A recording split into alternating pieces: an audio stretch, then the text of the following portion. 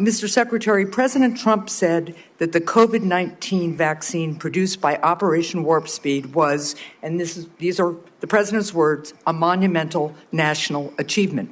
Although I have strongly opposed many of President Trump's actions, I agree with him that Operation Warp Speed in 2020 was a monumental achievement.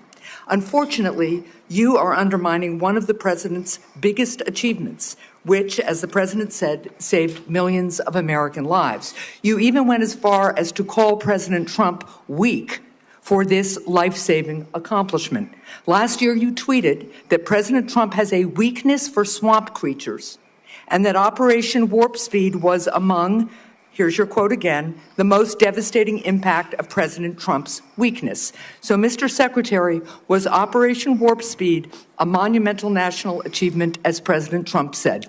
For the reason that I already said, and I assume you won't let me repeat, but I'm happy to if you want, yes, it was. Good.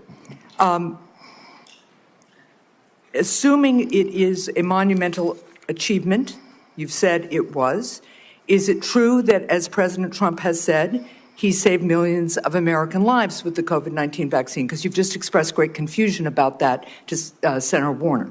The only confusion I express is exactly how many lives were saved. I don't think anybody knows that because of the data chaos. So multiple studies have shown that the vaccine reduced infections and severe diseases and saved at least 3 million lives in the United States and millions more abroad in the first 2 years of the pandemic. It's possible those are modeling studies. I will also note, just as you've been talking about data and your concern about it, the process for COVID vaccine approval was public, it was live streamed, and it was out in the open.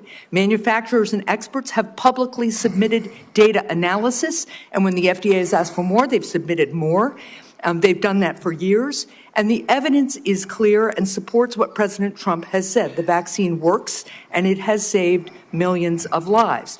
Your own process, on the other hand, has not been transparent. You repeatedly choose to ignore data because it doesn't match your preconceived notions and lies. So you have said that the vaccine did save lives. You've said it was a monumental achievement.